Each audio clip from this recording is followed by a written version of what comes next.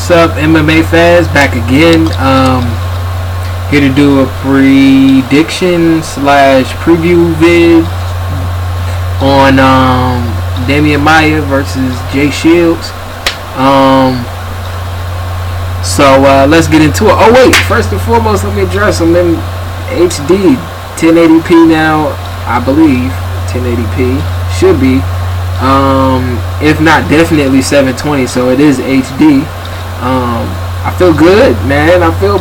Look at me. Not all pixelated no more.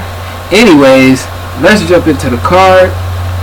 Start with the main event. I think I'm gonna run down the card and just name ones after the main event that I just generally like and I want to see the fighter that's in them.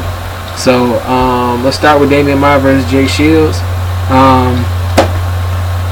I'm just gonna come out and say it. I think this is a decent main event. It's okay. It's middle of the pack. It's not all that good. It's all that great. It's like cool. Not really wow. You know, it's like it tickles me. I like this fight though, but it's not, you know, what we've been seeing lately, because we've been on a streak and it's getting ready to continue. But this right here, not so intrigued about. But the main event, I'll say this. I think that Maia versus Maia-Shields will play out a lot like Maia versus John Fitch. I think that Maia will look to take it to the ground early, get it to the ground early, and work his game from there. Because Maia-Shields is good, very good at grappling. In fact, that's his biggest strength. However, going against Maia, I don't think he'll have the advantage. So I think Maia-Shields' best chance in this fight is to use his grappling experience or his skill and in a defensive effort to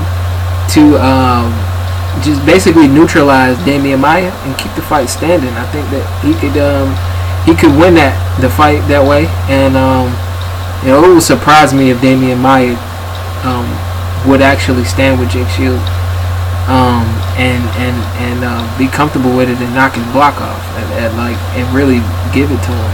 That would be crazy, but I don't think we're gonna see that. Anyways, I do think Maia comes away with the win. So main event, Maia. I see Eric Silva versus Silva-Kim, Thiago Silva versus Maia-Hamill. I like both of those fights. Both of those fights are going to be, hopefully, will be good.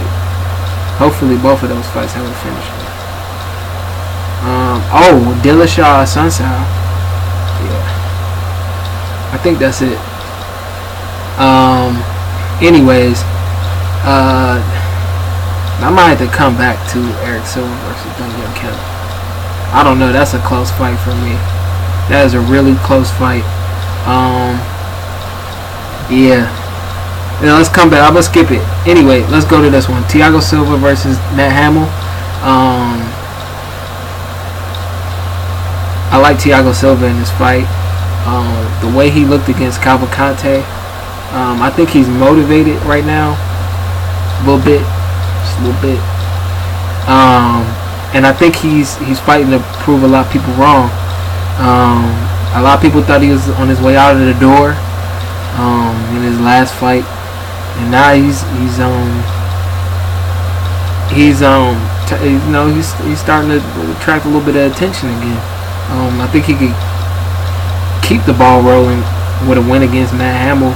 I don't know if this does all that much for him, because I think that Maia-Hamill, a lot like Thiago Silva heading into his last fight, is looked at on his way out too. So we'll see. I do have Silva winning this fight, and it almost makes me sad though, because I like Maia-Hamill. I think one of my first few fights that I've ever seen in my life had Maia-Hamill in it, and I've always had respect for him. So this is really sad, but I think Thiago Silva gets the win here, and I just all I can do is hope and pray that Maia-Hamill that it ends well from Matt Hamill. I hope that it's not a bad finish. I hope that the finish, if it is a finish, I hope that Matt Hamill is okay. I don't know. I just think that Silva looked very good in his last fight, and Hamill, no, I don't know. Anyways, moving on. I think. Oh, you know what? Palhares-Pierce too. That's a good fight. TJ Dillashaw versus Maia-Shields. A big fight in 135 division. I think that the winner of this fight could be potentially looking at being in the title shot, if not immediately, then sooner rather than later. I think because you got Dominic first, and then they could be staring at a title fight sometime next year. So that said, this one's a lot like the Silva-Kim fight.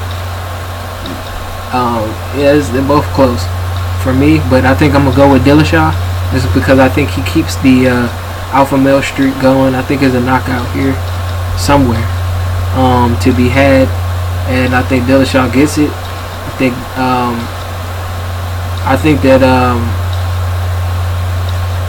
Dillashaw is he's right there with Uriah. I think he's coming up there. Uriah's actually been in some very tough fights, arguably a championship schedule. The guys he's been fighting lately. So I actually want to give it to Faber. I would give the next title shot to Faber, to be honest. 135 is not too many other better guys. Anyway, moving on. Palhares. Palhares' debut at 170. I like this.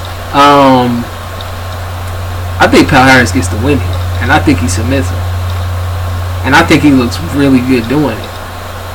And then I think that everybody's gonna be on the Palhares hype train again.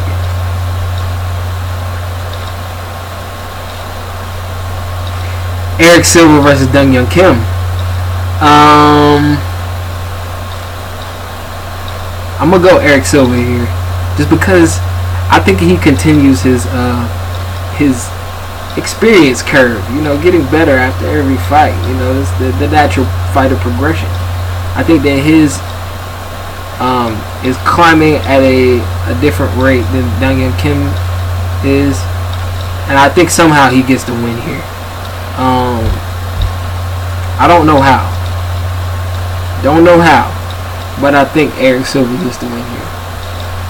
And I think that's the end of this event too, as far as the ones that I'm interested in.